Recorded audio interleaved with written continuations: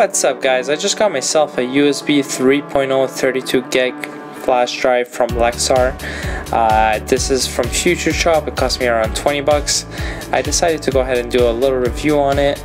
It does say it can read up to 30 megabytes per second and write up to 30 megabytes per second, which is incredible because all my other USBs were rarely hit 7 megabytes per second, and now with 3.0 this is just the beginning of it, because I've seen SanDisk have something called USB Extreme, which I believe it says it hits up to 150 megabytes per second writing speed, which is incredible.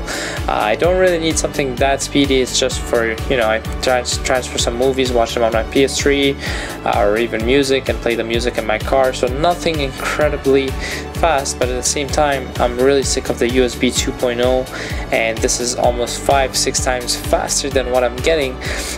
Sometimes my USB 2.0 even gives me 2 megabytes a second, which is just painful, or even up to 5, and now this says apparently up to 30. So I'm going to go ahead and run a test on it on my computer and to see how well this performs. I'm gonna run just the normal test, the same thing a factory would run, and then what I'm going to do is I'm gonna run a real world test where I'm gonna transfer some music, some movies, and that way we can see the actual real speed of this device.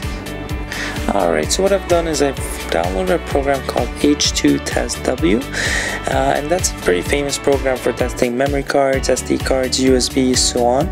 I've decided to do a 5 gig test. It's pretty fair to do a 5 gig test because you'll know the average speed for a 5 gig. There's no really need to go to the 32 gigabytes at one point. So instead of leaving you here and just watching the whole test go through, I decided to cut it and speed up the process.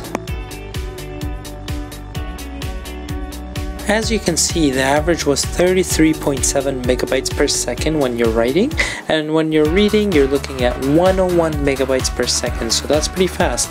So what I decided to do from there is let's go ahead and run the real world test.